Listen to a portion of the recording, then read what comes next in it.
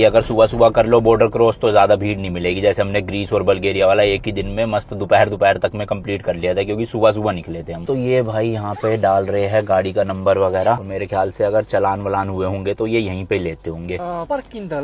Okay okay. तो भाई इन्होंने हमें यहाँ पे बुला लिया है। जो लोकल गाड़ियाँ थी उनको तो जाने दिया, बट हमारा इंडियन नंबर प्लेट देख के कह रहे कि साइड लगा लो और आ जाओ हमारे पास। बाकी यहाँ पे देखो आप, एथेंस, सोफिया और इस्तांबुल तीनों जगह हम कवर कर चुके हैं ऑलरेडी। तो अभी चलते हैं भाई, इनको गाड़ी के डॉक्यूमेंट दिखाते हैं। आरसी तो दे दिया, कारनेट और पासपोर्ट ले चलो। इतनी दिक्कत आएगी नहीं, वैसे नॉर्मल ही है भाई सब। और ये सब भी हो रहा है क्योंकि नॉन शेनेगन कंट्री में एंटर कर रहे हैं। शेनेगन टू शेनेगन में तो कुछ पूछेंगे ही नहीं। रोक रहे यार कुछ लोगों को। तो वो है सामने, वहाँ जाके डॉक्यूमेंट दिखाने हैं।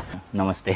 36 euros, right? 36 euro. Yes. Okay. We have to pay this in every country or in just Bulgaria only? Yes, 36 euro, 1 day. For 1 day? Compensation, yes. Okay. Compensation you for not vignette, by vignette.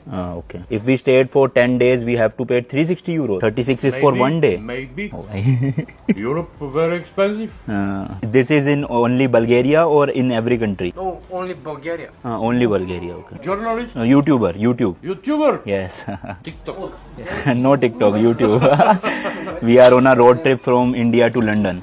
India, Goa, No, from Delhi.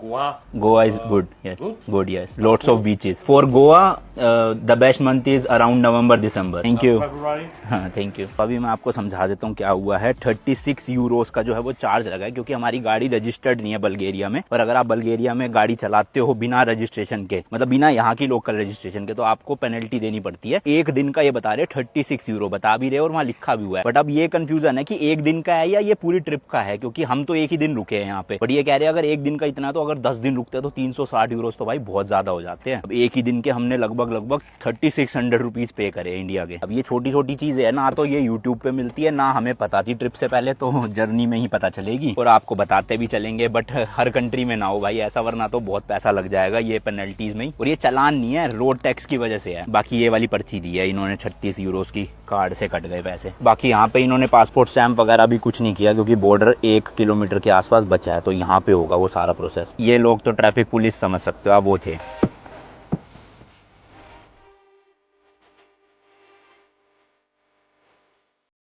ये आया है भाई अब main terminal, लिखा भी है Bulgarian national custom agency. तो ये वाली लाइन तो उसकी है ट्रक्स के लिए, हमें लेफ्ट में जाना है। 8-9 गाड़ियां है भाई हमारे आगे, एक एक की अच्छे से चेकिंग हो रही होगी। और वही पासपोर्ट पे स्टैंप लगेगा एग्जिट का कि हम बल्गेरिया से एग्जिट कर चुके हैं। कारनेट पे कोई स्टैंप नहीं लगेगा, लेकिन सिर्फ पासपोर्ट स्टैंप होगा। यूरोप में ना लैंड रोवर की गाड़ियां कम है, लेकिन जैसी भाई यूके एंटर करेंगे ना, वहां पे बहुत देखने को मिलेगी। इधर यूरोप में BMW, मर्सिडीज, ऑडी ये ज्यादा चलती है, और ये भी फोक्सवैगन भी। बल्गेरिया की जितनी भी